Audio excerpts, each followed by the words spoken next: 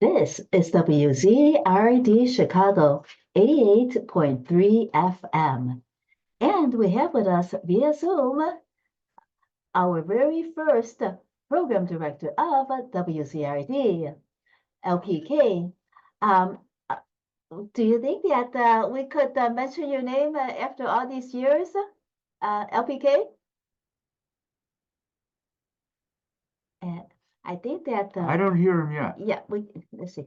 Okay. Yeah, can you hear us? No. Oh, I think you can. You can hear us? Hello. There's Larry. Oh, there's LPK. Okay, are you okay with us mentioning your name on the air because you are the guest today, and do you think we still have to abide by the rules of anonymity for you? Can you hear us? Probably can't yet. That's okay. I don't. Yes. Look at me. You can Hello. you can hear us? We hear you. Good. There he is. Yeah. And you can hear us? Yes?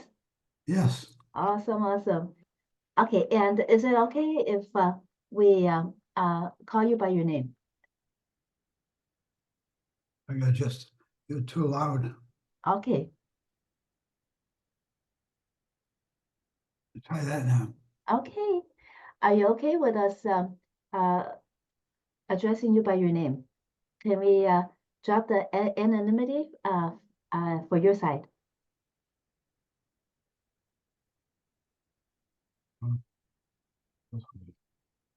Okay, try it now. Okay.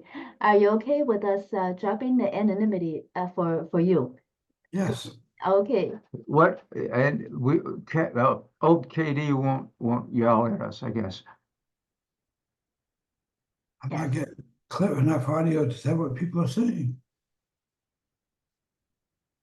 So Larry, AKA LPK, Larry Paul Kenny, how uh, how has it how let's talk about how you just started being our very first Wizard program director. Where were you before you joined Wizard? And adding to that, what actually did bring you to Chicago?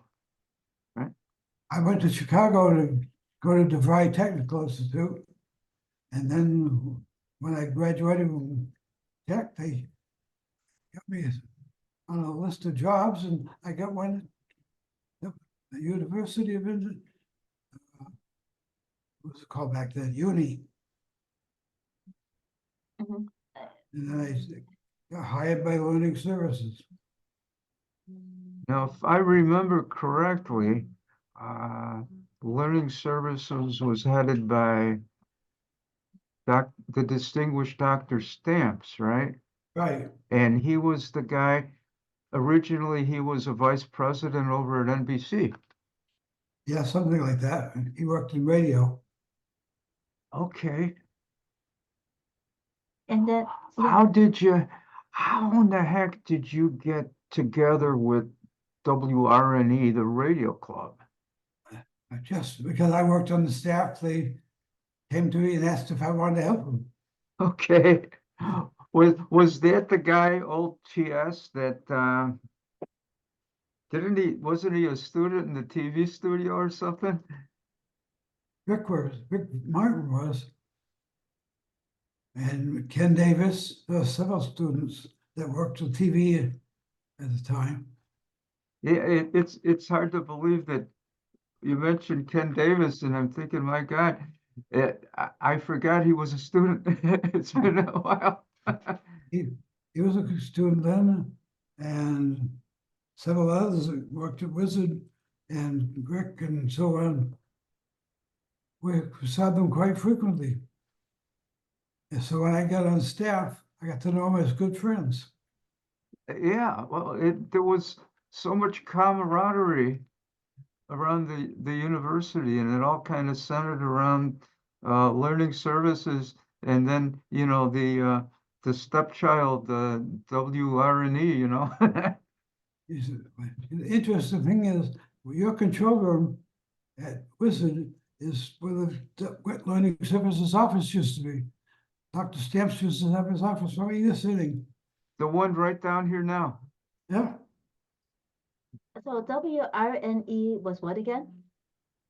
yes, that was the closed circuit TV and radio station at the university. It was on 6:40 a.m. It's Mhm. before we got an FM license. I remember going to, I think there we go. I remember going to one of those meetings and station meeting. I think it was down on the stage of the auditorium, and the manager had a big stick, you know, it was like a visual aid, you know, and you were giving a presentation about the discovery of the carrier currents equipment. Oh, I don't remember. Too many things went on since then. 50 years has passed just for this week. I just can't believe it's been 50 years, man. It's unbelievable. Yeah, So how long were you at WZRD? right when they went on the air, and I was there until July of, was it July? No, April of 1979. That's when I moved out here to San Francisco. You know, I remember that time. Not only that we were heartbroken that you left, but seriously, but I believe wasn't that the winter of one of the biggest snowstorms that ever happened here? Just before that, my roommate Bill and I went over and put the stations on the air. 'Cause we lived just a block or two away, and there's 17 inches of snow in April. That was nuts. That was really nuts, man. Yeah. And we, Ah, How did the snow affect our transmitter? how did it affect what? How did the snow affect our transmitter? Did it have any effect on the transmitter? No, everything was fine. We came in, turned it on, fired it up. And that's amazing. I don't know if it felt any better or any worse, but it's still, the snow was about 1.5 deep. Back before we got on, I think that you told us about the non-commercial educational FM band, and that they were primarily 10 watters Yeah, at the time. And I remember that you were the main person that dealt with the application process. well, yeah, that's true. Along with the guy that was our consulting engineer, he helped. I can't remember his name. Was that guy out in LaGrange? Yes, that's it. Doug Jones, I think, huh? Yep, that's it. Yeah, Doug Jones. Tell us the story about the time at which the letter came to your office on Bryn Mawr, We got a, from the FCC. it wasn't a phone, it was a phoned-in telegram. Miss Oh my God. Mary Siren, who was secretary, got the call. She said, "You've got a phone call from some telegram." She said, Uh, "I don't want to interrupt the meeting, but could you come get it?" And I said, "Okay." No, I said, "Hello," and I said, "Can I help you?" And they said, "I'm calling for the FCC to have an application approval." And I said, "Oh, great." And Kim was in the meeting with me, and Dr. Stepp says, "Well, there goes the meeting." And that's how we heard by the telephone that Wizard was approved. So that everybody was happy. And then we had 4 or 5 days that we had to get the transmitter hooked up and working. And a couple of days before the 8th, I think it was over 4th of July, we actually turned on the transmitter for testing. And I think we Send people out, I guess, some people hopped in the car and just, let's go see if I can hear it. People calling in, we're Cicero and Pulaski and we're in Belmont and we can hear the station. And I was happy when I got home and when I lived out in Des Plaines, and I could hear it there. So it was pretty good range. Unbelievable. But yeah, I remember people went out in their cars with Yeah, the a lot- car radio. A It lot just, of hopped in cars and, hey, let's go see how far we can hear it. So how far could you hear? Did you have like a radius where people could not hear us anymore? I think we had pretty good coverage right from the very first beginning. And what was that about being a mono would have the better sound at that time rather than stereo? So I can't, you had to start to, Vic, tell her what he just said. yeah, a decision was made to be monaural rather than stereo. Okay, And what was the criteria behind that? a mono signal goes farther than a stereo. And stereo has a lot of interference on it. Unless you're strong enough to break over that noise level, you get problems with it. And a lot of people say, we want to get it as fast as we can, so let's go mono. It made a lot of sense, Yeah, because after all, we were all only kind of like 10 watts. are you stereo now? Yeah, at some point it went stereo. It may have been the time, if I remember correctly, I was already gone by that point, but I believe it may have been the time at which we got the approval for the power increase. Right. Remember that whole thing? That happened right after I left and moved to San Francisco. Yeah, it was All the stations got together. FCC docket. I have it written down. It was FCC docket 20735. Oh, I got And all the stations got together and approved the newer situation. it's hard to believe that actually went through. I Yeah, mean, you were instrumental in forming, what was the name of that outfit? Was that the Metropolitan Educational Radio Consortium? something like that. There's WNUR from Northwestern and one from Loyola, one of Circle Campus, and the KHPK, which is on the same frequency down in the South Bay. And I think there were a total of about 12 stations had to approve it. There were a lot. Yeah, There were a lot, and it was I guess it was kind of a unique situation. Yeah. In that there really wasn't room for the people to expand the power. I don't think any of them would have been able to no, do that. they're all too close. Yeah, They but all agreed to yeah, stay at 10 watts, and I think you're still 10 watts today, aren't you? we actually are 100 now. Oh, yeah. Yeah, Congratulations. we went to 100 because we signed an interference waiver. Oh, There was a guy out in Duxbury, Massachusetts. His name was Ed Perry. He still may be with us. And he devised the plan where he got all the 12 stations to sign those waivers. oh, And it wasn't sure whether the FCC would approve that or not. If I remember right, we were biting our fingernails and holding our breath for about 6 years wow. before it got approved. Did they increase from 10 watts to 100 watts make a difference in how much coverage you had? You know, that's really funny. It really didn't do too much.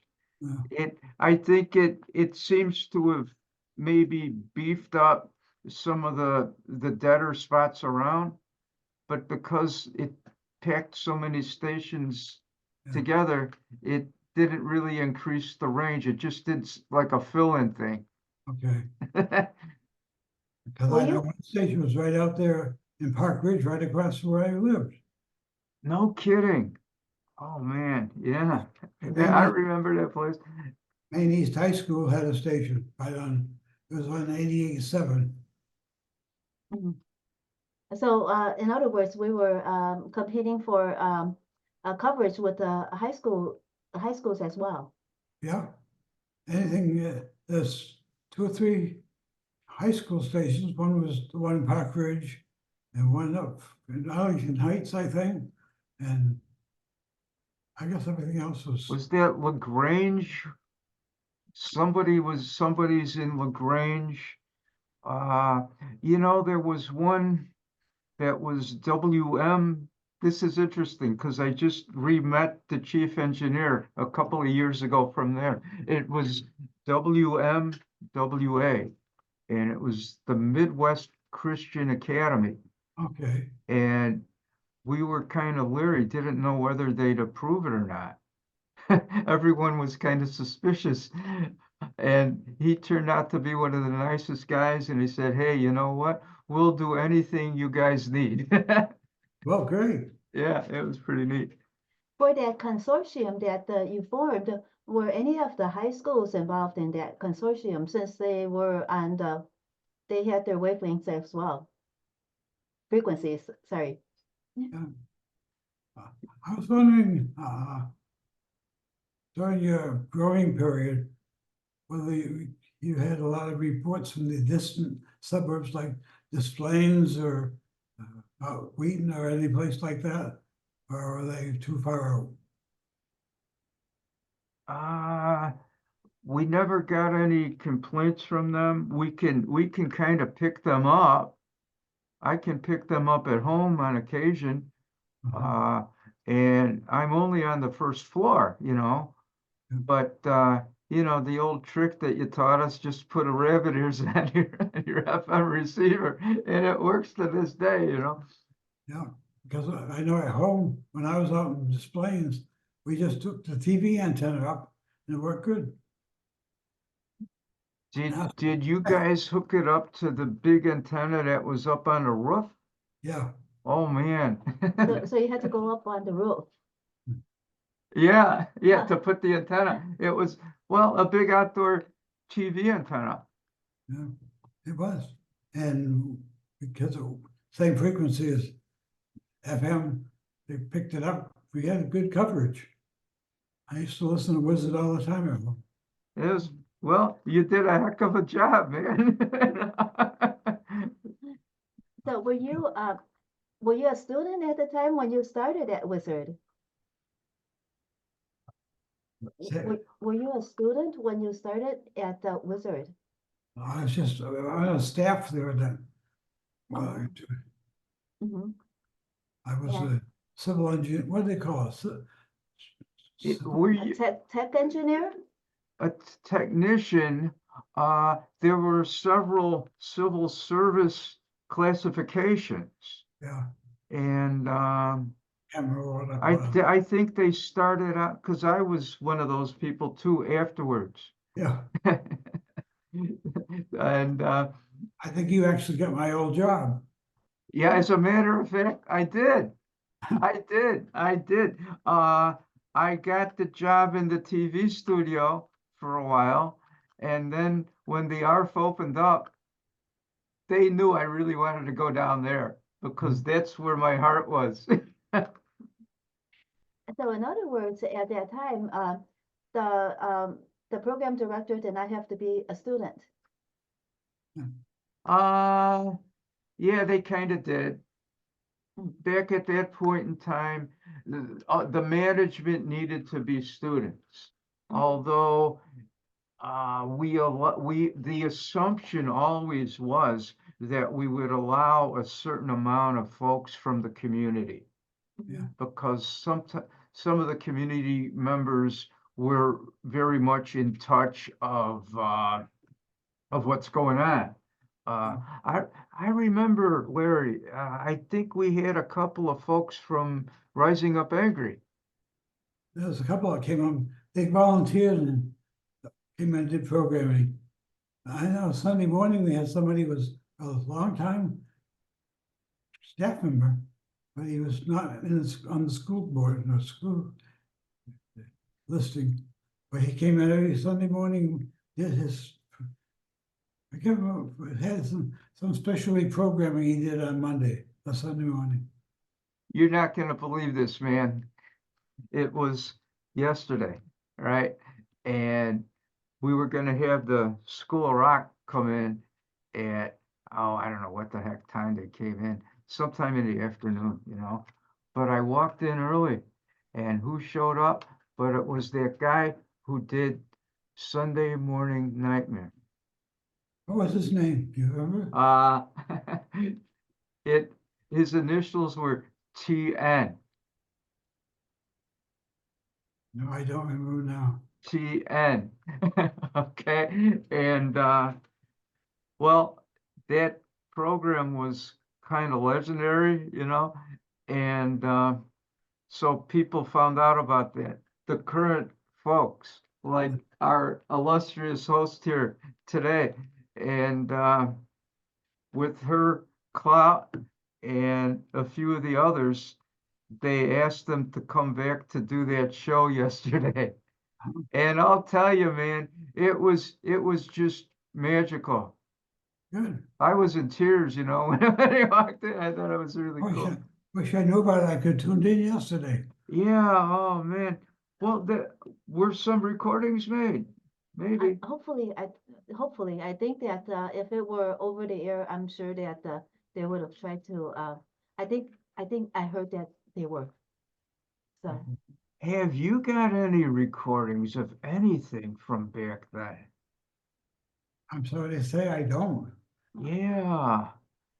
Because, man, you know, I found a few, and I think it would be really neat to do kind of a call out and see if people have some stuff, you know. Ken Davis might have something. Yeah, yeah. Oh, I bet he did some incredibly well scripted pieces. Yeah. Remember that one there used to be a guy on WGN that did the morning drive, Wally Phillips. Oh, yeah. And I think old KD did a parody of Wally Phillips with the traffic reports. And he got someone to do these traffic reports, but he kind of ignored the traffic report, and he had like they used to do the traffic reports in helicopters, you know. Yeah. So he had the helicopter sound effects in the background, and the traffic report guy was talking about philosophy. It was hilarious. I'd love to find that. Maybe once we're offline, if you've got his contact and some of the other folks, we're going to reach out to those guys. Okay. It's going to be really neat. But he would be a good one to contact, and Carolyn Briscoe and Marty Bowman and John Hogan. They're all people that were involved with the station. I'd love to get their contacts. It was a few months ago when folks here started putting this whole thing together. And I think the intent now is to do special things throughout the year. Oh, as they pop up and as the energy flows, you know. Yeah. And I went to the Alumni Association with a whole list of the names that I kind of remember. Even the guy that designed the original Wizard logo. Remember, he used to live down the block. Oh, I still have a copy of that someplace. Do you really? Oh man, we're gonna have to send you the latest T-shirt. That'd be great. and a shot glass or something, you know? I've So got what- the old T-shirt with the little wizard on it. You have the original one? Yeah, Oh So, my so God. what is the original logo? This one? Actually, it was before that one. The Yeah. original one, gee, I could it's I a- could go in there and find it. That's okay. It's actually it's the wizard sitting down, yeah, right? Okay. Mhm. had a hat on and looked like a clown or something. That was Oh, that one. I think that was the best one. And that's been appearing and disappearing over time. That's the And original. and they when we had a big celebration at Martyrs about a month ago, I think, huh? Mhm. Something like that. And they even made hats with that. Baseball caps. Mhm. We'll have to send you a baseball cap. How did the Wizard, were you involved in getting Wizard to become freeform and the concept of anonymity? Did you have a hand in that as well? No, I kind of went along with it, but Ken Davis is the one that originated all that idea. Ah, He had the idea of that it wasn't a personal thing. It wasn't the Larry Kenny show or the Ken Davis show. It was just Wizard. mhm. And And you played to go along with it. I don't know, just kind of a general opinion of what the station should sound like. oh yeah, I think that was kind of a brilliant idea, you know? Is it still that way today? It's still that way today. Yeah. It's hard. 50 years. 50 years it's lasted. It's amazing. You're And still, you're and still Dr. Stamp's old office, right? Yeah, yeah. The control room for the live band broadcast is in Dr. Stamps's office. And you know, that I often wonder, a lot of buildings around here get people's names. The science building was named, you remember Dr. Brommel, you know, from the speech department. They named that after him. Good. And I just wonder if we should maybe someday think about naming Dr. Stamps's office, make that the honorary Dr. Stamps control room or studio or something. Good. And the ARF could be the honorary Larry Kenny studio, you know? I don't know about that. That'd be so neat. so was Dr. Stamps, was Terrence Stamps instrumental in helping us get the license? Say again, but Was Dr. Stamps instrumental in Wizard getting his license? he was behind it. He supported this. That's a great question. Yeah. I don't think he had any influence because the FCC had to make all that Mhm. back in Washington, and they go by the application we submitted. But he seemed to be very much in our favor. Mhm. I heard him say anything bad about the Wizard all his time.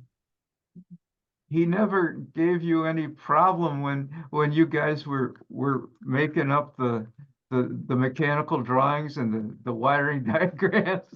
No. I probably put a lot of time in as a civil service employee for learning services for Wizard than I did in time. I know you guys were in here sometimes night and day, many times overnight and weekends, Mhm. Where did, running the cabling. Oh, yeah. Oh my God, you guys did all that where did you yourselves. where did you get your background, your knowledge of doing that? I think going to DeVry is what got me very hooked up on it. That's what got me my license. I got the FCC first class license, and that was because of my training at DeVry. Oh. And that was the place to go. Mhm. Yeah. I was lucky. Oh my God, yeah. Several have come on line since then. There's DeVry's all over the place. And you decided to go into radio engineering. Why? Yeah.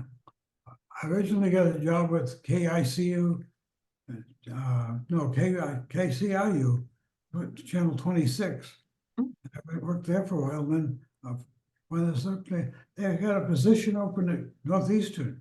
Oh, really? Let's go check it out. I got here, had an interview with Dr. Stamps and got the job. And, you know, thank God. If it wasn't for you, we probably wouldn't be here, you know? That could be. So you were first an engineer in television broadcasting, but then with that knowledge, it was enough for you to uh, do radio engineering, right? Yes, had all my background was from the Vibe, covered radio, TV, everything. When I moved out here, I started working for ABC, and I was with them for 25 years. What was the station? What's the call out there for the ABC affiliate? KGO. And I worked at KGO from May of 1979 until I retired in 2004. I was with the company for 24 years. 25 years. I got a trophy of my mantle of a Tinkerbell that came from Disney, whom I bought ABC back then. Yeah, oh man. And what part of California are you at? Is KGO in? What part of California? The same as WLS in Chicago. It's San Francisco. Okay, San Francisco. Thank you. It's just like WLS on Channel 7, Mhm. same programming, ABC, all that. And so it's very much the same, except for local commercials. Mhm. What was your role over there? What was my what? What was your role over there? What kind of stuff did you do over there? I was an engineer. I started out as a cameraman and did videotape and master control is where I ended up. I worked in master control for the last 5 years. I'm sure that ABC over there also has a radio affiliate. Did they ever ask you to do some out or end job at their radio station? I worked there before I worked in TV. Ah. KGO had AM, FM, and TV, and I Mhm. worked at all three of them. I started out at the FM station, which was KSFX. And then in 1982, they sold it. Some other local station brought it up. And I think I was at that time transferred to KGO radio. And then 1985, they transferred to TV, and I was there at the end. It was a good job. I really appreciated it. Working for ABC and made pretty good money. Oh my God. I guess you made the right move in that regard. Yeah. I was able to stay there long enough to get a good job. Is But there also out there, wizard. Yes, wizard and we're all still wizards and will always be, you know. Yeah, that's true. is there anything that you worked on at Wizard that helped you the most in your jobs at ABC? I think just the experience of all the wiring and get that console, and wiring that up and everything else. It's good experience. Was there any often at any time was there any issue that came up with the wiring and then you had to do it all over again? Was it smooth or was there a lot of issues that you had to figure out and overcome? I think everything, we picked the calls for WZRD at a meeting, Ah. Mhm. and everybody decided to, let's see what's available, and look down. I remember somebody came up there, let's call it Wizard. I can't remember who the heck it was, but somebody said, hey, that sounds good. What call letters would be good? And they said, how about WZRD? And I looked at the list and I said, There's none available, so, because we want to go with WRNE like the old station, but that's the station up in Maine, I think. And they wouldn't allow it. But Wizard was available and we got it, and I said, yay! And then, what about the first logo? Who created the logo again? Can we say his name? Are we? Is it allowable? Who? Well, Who Larry, created Larry, the will you give us permission to say the name of My the name? artist? No, the artist of the artist that created the wizard logo. I don't know it is. I know the name. Can I say it? I think so, sure. His name was Rory Oh. Andrin. That's right. He's on staff. He lived right down somewhere on Bryn Mawr, and he was an artist, a heck of a good one. I forget him. Yep. Yeah, he's a good guy. So in your role as program director, you brought all of this together. So when you drew up the plans for the license, at that time you were already program director, or did you become program director after the FCC approved of the license? I think when they approved it, we had no staff at all. That's when they appointed who's going to be general manager and program director and so forth. But that was all done after we got the license. Mhm, mhm. And then did you have a station manager? You were program director. Was there anybody that worked with you? There's so much to do all the time, but especially at the beginning like that. I think Carolyn was our first general manager. Yeah, Were you the first program director? yeah, I guess I was. Yeah. I remember that. We had a music director who kept track of records and stuff. You know what? It was the music. Yeah, it was okay. Go ahead. Yeah, the music director, the news director. It was a news. That's the thing I wanted to say. Just before we went on with you, we were playing a tape that had the news director playing guitar. Good. Uncovered the tape. So he played the guitar and read the news, sang the news while playing the guitar. Nah, well, there was one time when we were putting together the news stories and he decided to sing the news piece with us to a song that was appropriate to whatever the heck he was talking about. It was probably something from remember Zodiac News Service? Uh-huh. We used to get Zodiac, and it was basically unusual fluff kind of stuff. But the hardcore one was Liberation News Service. We had Pacifica too, I think. Oh yeah, that's right. We still have Wow. Pacifica now. You do? Yeah, Yes. yeah. Someone, the faculty advisor was telling me last week that well, the Democratic National Convention is going to be back in Chicago this year. Oh, it is? And Oh, yeah. Yeah. Oh my God, the whole world will be watching again. And Pacifica requested that we cover it for them somehow.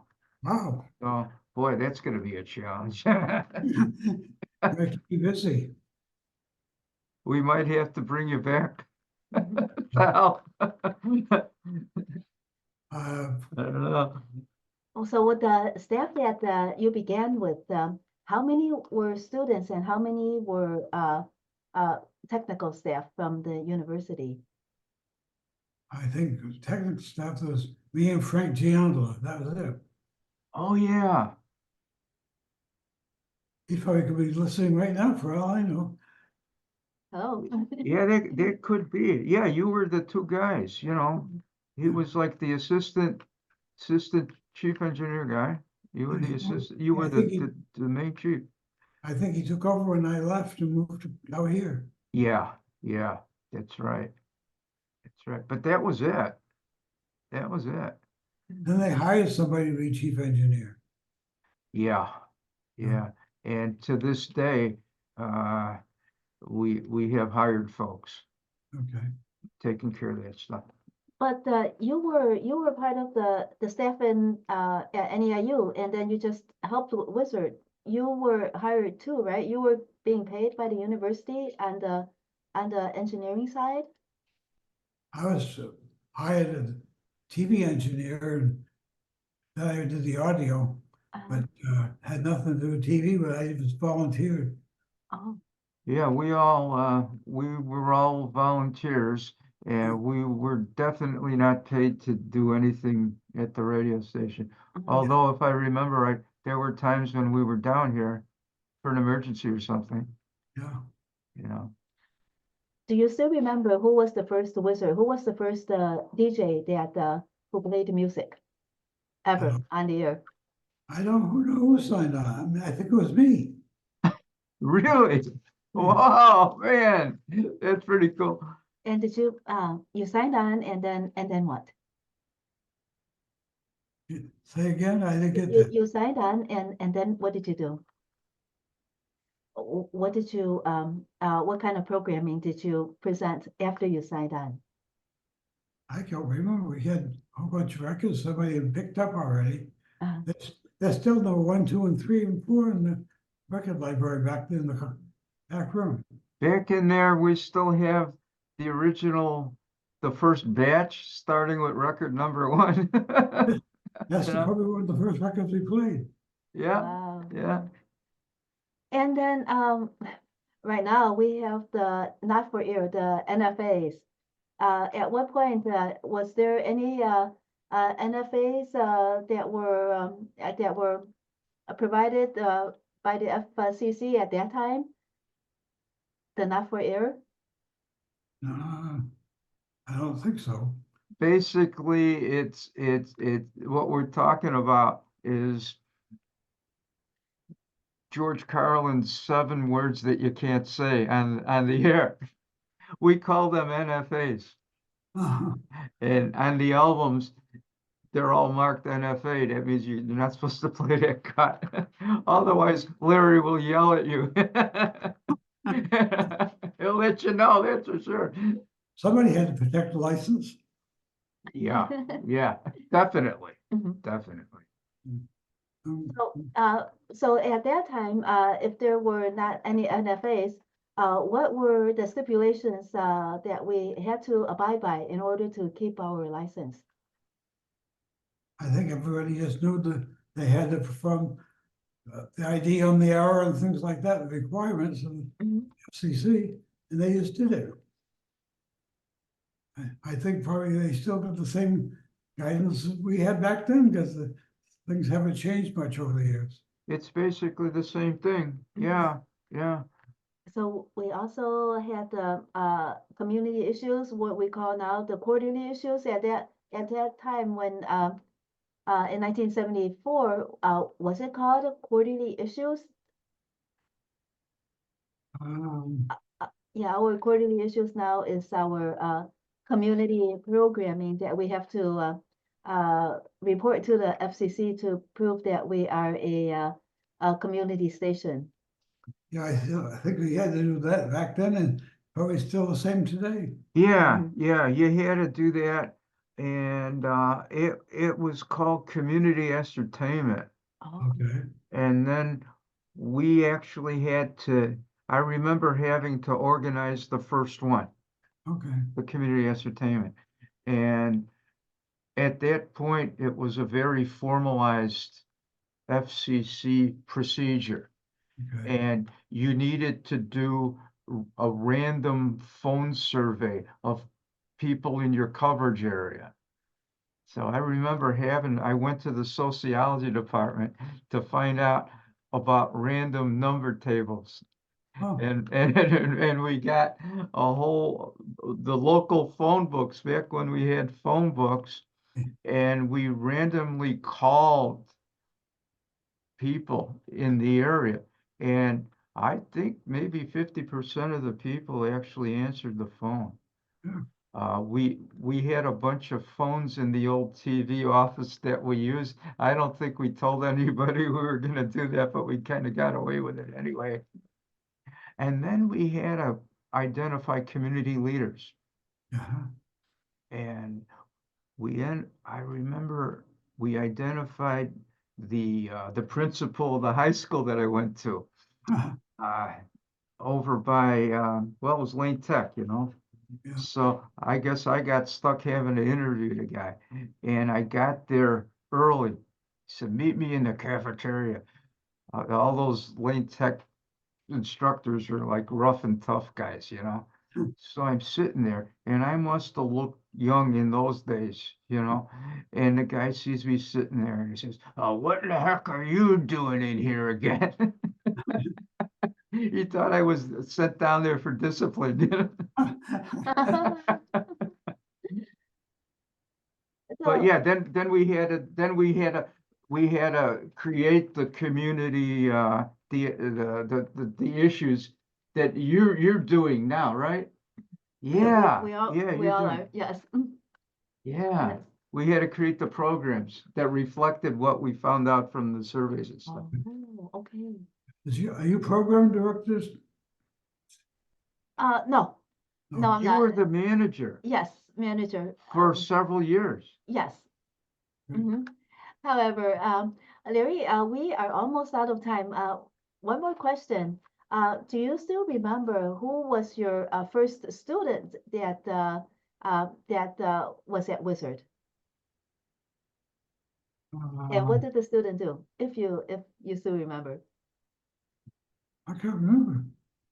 I know there's a whole bunch of people I think their names nowadays. They must know. I remember. I There don't were know. a lot. I mean, there was a guy that worked for the TV studio, old TS, and Okay, he may have been one of the first ones. yeah, Maybe Ken. I think he was here when he was a student. I think. yeah. I think Ken is probably the one that was kind of a conductor that did everything. Okay, got things organized. But we had a lot of good people in the staff over there. You must have had more than 50 people in the last 5 years, 6 years, just keeping business going. And they Look, were all look at volunteers. Thursday Night Live and all the people involved with that. Mhm. And all the people with the station on the air, how many hours a day now? Well, almost 24 hours, but in the early morning hours, we have automation running, but the Okay, automation content is submitted by the wizards. okay. You said, so Thursday Night Live was already happening at that time when when did Thursday Night Live TNL come in? I don't know.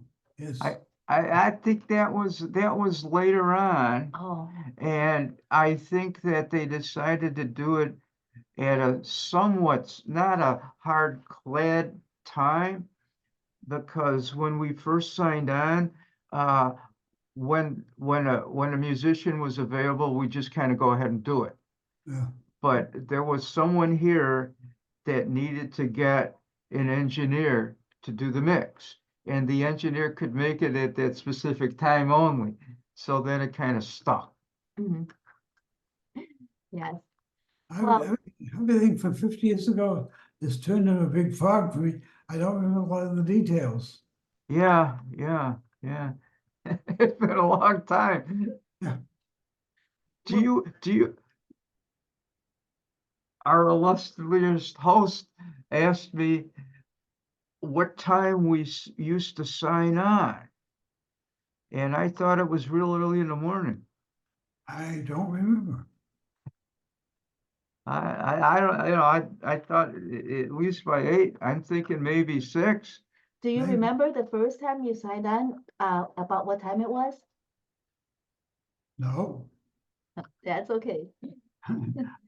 I would sure wish that we had a recording. I Well, know. well, Larry, Paul, Edward, thank you so much for joining us on WZRD Chicago 88.3 FM today. And we really hope that you will come again on another date, maybe sometime this year. We appreciate all that you have done to make us what we are today, and we appreciate your advice. I'm glad I could come in and participate. I'm glad I'm still around to know if the station is still going in 50 years. That's a good sign. Yes, well, thank you for that. It's all account of what you did and getting our license together and all that prep work. It really matters. Thank you so much. You're welcome. And keep it going. It's still got another 50 years to go. I love it. I love Yeah. it, man. Yes, Uh, definitely. Definitely keep in touch. I will. And please listen to us on the stream over there. Yeah, that's how I used to listen to you. I Okay. turned it on last night and I found out my internet wasn't working. So I Oh, man. had to Oh. get it connected. Okay. We had new internet provided about a month or maybe 2 months ago. And because of that, I had to put a new password and all that stuff because it wasn't connected to the tuner I got in the TV. Oh, Oh, man. oh, Always something crazy going on, man, you know. yes.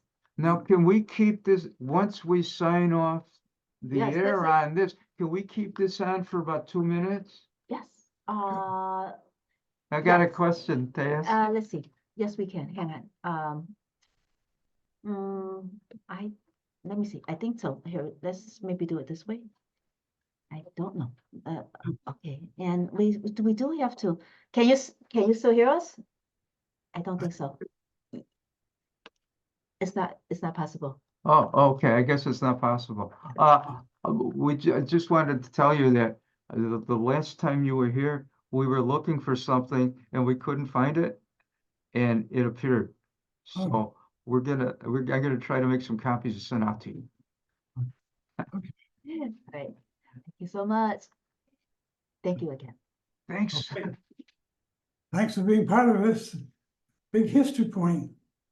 This was excellent, man. Thank you.